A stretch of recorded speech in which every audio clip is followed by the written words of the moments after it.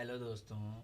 आज हम लोग पढ़ेंगे ओम का नियम, जो एग्ज़ाम के लिए काफ़ी इम्पोर्टेंट माना जाता है और इसे समझना काफ़ी आसान होता है। तो चलिए हम लोग इसे काफ़ी आसान शब्दों में और बहुत सारे कन्फ्यूज़न्स को दूर करने के साथ साथ समझते हैं। तो सबसे पहले इसमें हमारा प्रश्न जो है उसको हम लोग देख लेते हैं। तो प्रश्न आपका कुछ इस तरह का होता है।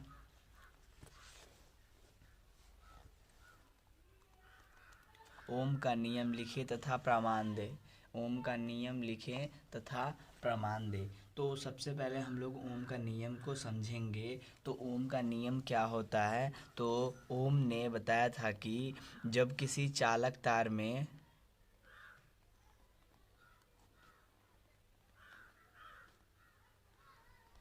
तापमान जो है वो नियत रहे और उसमें जब हम लोग विद्युत धारा को प्रवाहित करेंगे तो क्या होगा ना, वो जो विद्युत धारा आई है वो विभवांतर के समानुपाती होगा।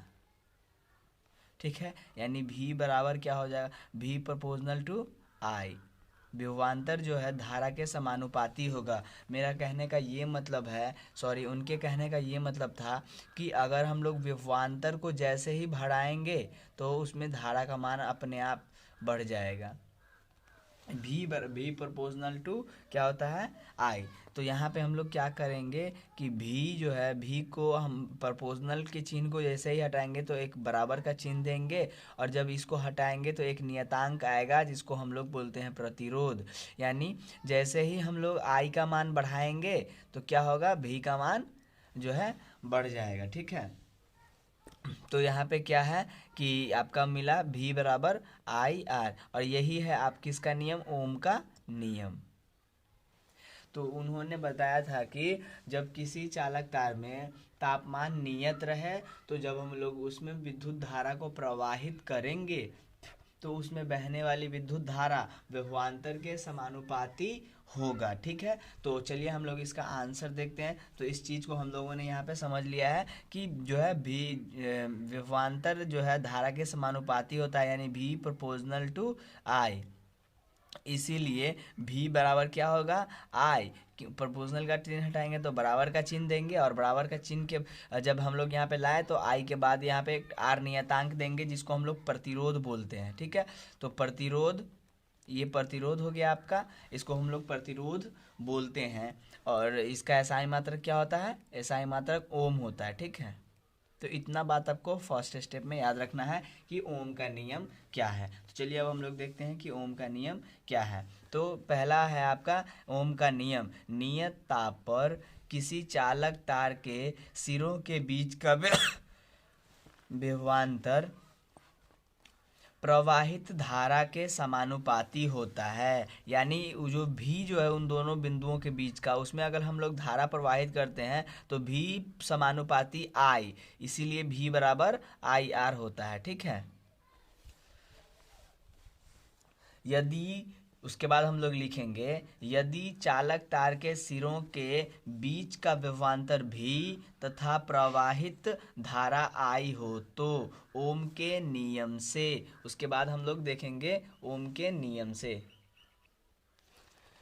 यदि चालक तार के सिरों के बीच का विभवांतर भी तथा प्रवाहित धारा आई हो तो ओम के नियम से, ओम के नियम से क्या होगा, यदि भी बराबर क्या होगा, भी प्रोपोर्शनल टू आई है तो ओम के नियम से क्या होगा, भी प्रोपोर्शनल टू आई, तो भी बराबर क्या हो जाएगा, आई, भी बराबर क्या हो जाएगा, आई आर, और यही आपका क्या है, ओम का नियम। ठीक है, तो इसी बात को हम लोग आगे लिखे हैं। तो ओम के नियम से क्या हुआ, भी प्रोपोर्शनल टू आई, इसीलिए आपका क्या हो गया, भी बराबर आई आर। क्योंकि इसको हम लोग हटाएंगे तो भी जो है उसके बराबर आएगा, इसको हटाएंगे तो आई के बाद हम लोगों को आर को लगाना, यही है आपका ओम का नियम। ठीक है, उसके बाद लिखेंगे जहाँ आर एक नियतांक है जिसे प्रतिरोध कहते हैं, जिसका एसआई मात्रक ओम होता है। उसके बाद है आपका वो हम लोग लिखेंगे। तो यहाँ तक हम लोगों का ओम का नियम हो गया कि ओम ने बोला था यदि तापमान किसी चालक तार में नियत हो और हम लोग उसमें विद्युत धारा प्रवाहित करें तो उसमें बहने वाली विद्युत धारा विभवांतर के समानुपाती होगा, भी प्रोपोर्शनल टू आई। इसीलिए क्या हो जाता है, भी बराबर आई आर। और यही है आपका ओम का नियम। इसी बात को, सिर्फ इतना ही बात को हम लोग क्या करेंगे, लिखेंगे भाषा में। नियत ताप पर किसी चालक तार के सिरों के बीच का विभवांतर उसमें बहने वाली विद्युत धारा के समानुपाती होता है, इसीलिए भी बराबर आई आर। यही ओम का नियम है। अब हम लोग इसका सत्यापन देखेंगे। तो सत्यापन के लिए सबसे पहले हम लोग को इसका फिगर देखना है कि फिगर को किस प्रकार बनाना है। तो आपको एक यहाँ पे ऐसा लाइन देना है जिसमें यहाँ पे आपको प्रतिरोध लगाना है, ठीक है।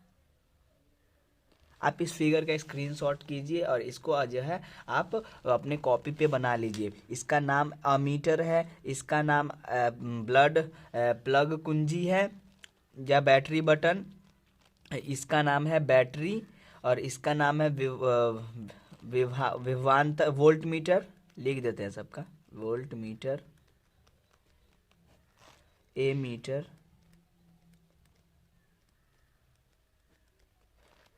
प्रतिरोध,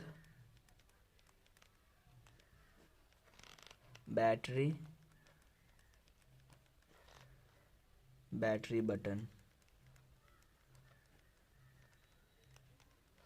तो इस प्रकार हमने सबका नाम लिखा। तो ये चित्र बहुत आसान है, आप इसे आराम से बना लेंगे। तो इस प्रकार अब लिखना किस तरह है हम लोगों को, तो ओम के नियम के सत्यापन के लिए, ठीक है, के लिए, ओम के नियम के सत्यापन के लिए, ठीक है। पहला पॉइंट है बैटरी बटन, उसके बाद है एमीटर को श्रेणी क्रम, ठीक है। बैटरी बटन और एमीटर को श्रेणी क्रम में हम लोग जोड़े हुए हैं, आप देख रहे होंगे एक लाइन में ही है बैटरी बटन, और क्या है, एमीटर को श्रेणी क्रम तथा प्रतिरोध आर एवं वो विभवांतर भी को, सॉरी यहाँ पे विभवांतर के ऊपर वोल्ट मीटर होगा, वोल्ट मीटर,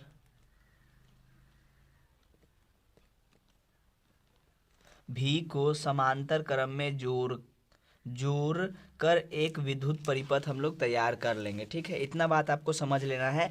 ओम के नियम के सत्यापन के लिए बैटरी बटन तथा एमीटर को श्रेणी क्रम में तथा प्रतिरोध आर एवं वोल्टमीटर भी को समांतर क्रम में जोड़कर एक विद्युत परिपथ तैयार कर लिया जाता है। उसके बाद हम लोग अगला देखेंगे कि उसके बाद क्या करना है। तो विद्युत परिपथ तैयार कर लिया जाता है। उसके बाद हम लोगों को क्या लिखना है वो देखते हैं। एमीटर से धारा आई का मान तथा वोल्ट मीटर से विभवांतर भी का मान नोट किया जाता है। ये लिखना बहुत आसान है। एमीटर उसमें क्यों लगाया गया है, धारा का मान को नोट करने के लिए, और वोल्ट मीटर क्यों लगाया गया है, विभवांतर के मान को नोट करने के लिए, ठीक है। बहुत आसान है इसका लिखना इसको। तो उसके बाद हम लोगों को लिखना है कि एमीटर से धारा आई का मान तथा वोल्ट मीटर से विभवांतर भी का मान नोट किया जाता है। पर उसके बाद हम लोग को एक लाइन याद रखना है, परिवर्तित प्रतिरोध के द्वारा धारा का मान बदल बदल कर इस प्रयोग को 4 से 5 बार किया जाता है। अंत में ग्राफ पेपर पर एक्स अक्ष पर धारा आई का मान तथा वाई अक्ष पर विभवांतर भी का मान रखकर एक ग्राफ खींच लिया जाता है। ग्राफ एकदम सीधी रेखा में प्राप्त होता है। इससे यह स्पष्ट होता है कि धारा हमेशा विभवांतर के समानुपाती होता है। इस प्रकार आपको एक ग्राफ खींच लेना है, वो हम लोग आपको दिखाते हैं।